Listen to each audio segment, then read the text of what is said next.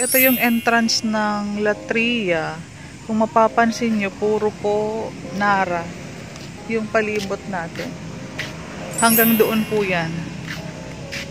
So kung gusto po ninyo ng tahimik na lugar, mahangin, maaliwalas po, and small ang community, kung naghahanap kayo ng tahimik na community, maganda po ma-visit nyo po si Latria Home sa Naik, Cavite. Boundary po ito ng Naik, Tanza.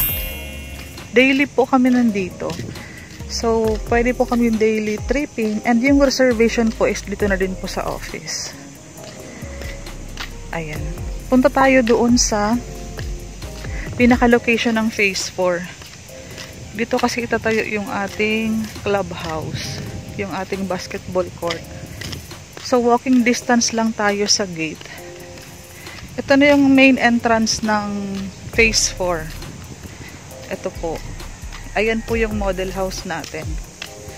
Tingnan niyo po yung mga kahoy. Makulimlim po dito kasi ayan po. Ito po kung napapansin niyo po ito. Nasa loob po niyan ang Phase 4 kung saan po itatayo ang bahay niyo. Pre-selling pa kami kaya wala pang price increase. Naka-old price pa po. Ayan. Ayan po, puro po Nara tree itong paligid. Hindi po tinanggal ng may-ari. Kasi gusto niyo po talaga yung makahoy ang ating paligid. Ito din po. Yun doon yung Phase 3.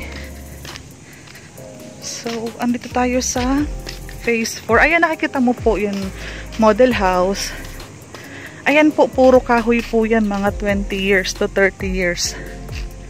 Yan po yun. Ayan. Ito yung Phase 4 na ino-offer ko ngayon sa inyo.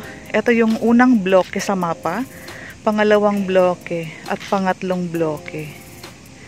Ayan po. So, kung na-excite kayo sa view, ako po ay araw-araw na natutuwa. Kung ako yung magkakaroon ng bahay na ganito yung parang exclusive Phase 4 kayo na napapaligiran kayo ng mga puno. Ayan po. Ito po yung Phase 4. Ayan. Ito yung model house. Dito ko po papakita sa inyo yung loob ng model house. Nasa ibang vlog po yun. I-insert ko na lang. Location wise, ayan. Daily tripping, daily reservation. Ang office natin is nandoon lang. Look for Ma'am Cindy. Cindy Hapil po. Yung details ko is ilalagay sa description box. So, ayan. Dito na ako sa gate. And paglabas doon, walking distance na yan, 1 bus to Pitex. Nasa labasan, may mga nakaabang na bus. Okay, thank you po. So, tara puntahan natin ang Latria Home sa Naik, Cavite. Ito po yung Welcome to Naik. Ito po yung Pulang Arco. Boundary po yan ng Tansa at Naik. So, sa left side lang po, malapit lang yan sa boundary. Papasok na yun ng Latria Homes. Pwede po yan lakarin, walking distance po. Ito po yung Antero Soriano Highway. Ayan po. So, ito pong kalsadang ito ay ang Antero Soriano Highway. Ayan, ito na yung ating isa pang landmark. Yan yung Uniwide or Coastal. Yan po yung space niya. Sa unahan po, ayan, may mga bus na po dyan going to Pitex. So, 1 bus ride to Pitex lang po tayo. Tumbok Cavitex po ang location natin. Ayan, makikita mo itong Naik Police Substation. Ito po yung kanto papasok. So, pag left side natin, andyan na yung Latria sa unahan. Walking distance po yan sa Antero Soriano Highway. 1 bus ride to Pitex. May mga bus na pong naka-standby dyan. Ayan po. Ayan. May mga nakaposting police dito sa checkpoint and may mga bakery, wet market. Ayan. Sa unahan, papakita ko sa inyo ang LTO Naik. O, isang landmark din ito. Ayun. LTO Naik po. Sa unahan lang din po yan. And sasamahan ko kayo sa papasok na. So, nag-left side na kami. Pumasok na kami papuntang Latria. So, ayan po. Hindi talaga pinaalis yung mga Nara tree sa side na yan. Yan pong tarpaulin na malaki. Yan po yung Latria Homes. Yan po yung pinaka-entrance gate natin. Yan yung community nyo. Ayan po yung mga Nara dyan. Talagang hindi po yan pinatanggal ni owner ng developer. O, ito po yung ating landmark. Hanapin nyo lang po ako, si Miss Cindy Hapil.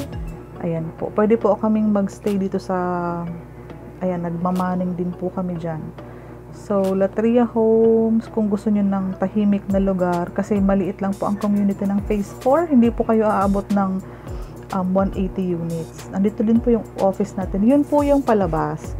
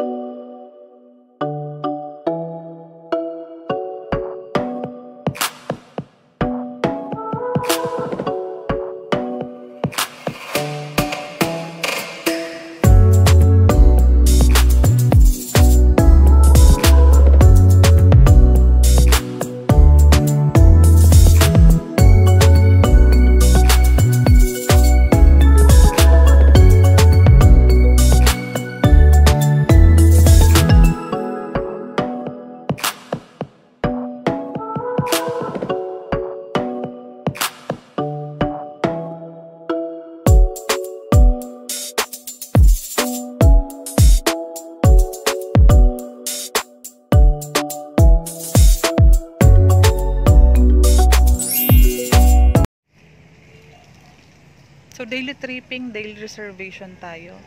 Link ng Facebook ko po, nasa description box. Mabilis po ako mag-reply sa Messenger.